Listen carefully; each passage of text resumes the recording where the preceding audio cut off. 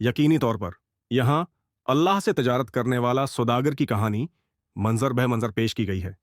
منظر ایک قدیم شہر میں ایک معمولی سی دکان۔ عبداللہ ایک ایماندار لیکن پریشان حال تاجر۔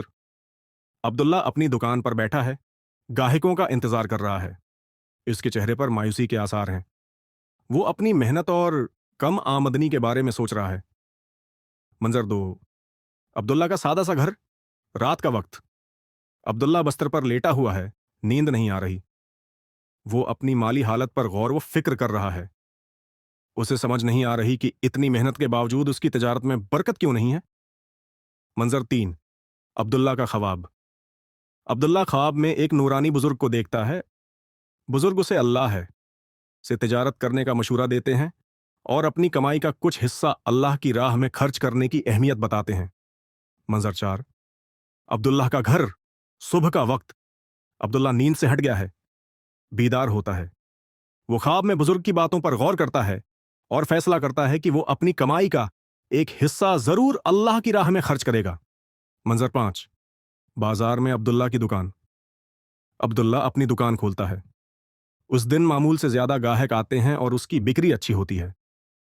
منظر چھ، عبداللہ کا گھر، شام کا وقت۔ عبداللہ اپنی دن بھر کی کمائی میں سے ایک حصہ نکالتا ہے اور اسے غریبوں اور مسکینوں میں تقسیم کرنے کا ارادہ کرتا ہے۔ منظر سات، شہر کی گلیاں۔ عبداللہ گلیوں میں گھوم کر اپنی کمائی کا حصہ مستحق لوگوں میں بانٹتا ہے۔ منظر آٹھ، بازار میں عبداللہ کی دکان۔ کئی دن بعد عبداللہ محسوس کرتا ہے کہ اس کی تجارت میں پہلے سے کہیں زیادہ برکت ہو رہی ہے۔ گاہکوں کی تعداد بڑھ گئی ہے اور اس کی آمدنی میں اضافہ ہو رہا ہے۔ منظر نو، شہر کے مختلف مقامات۔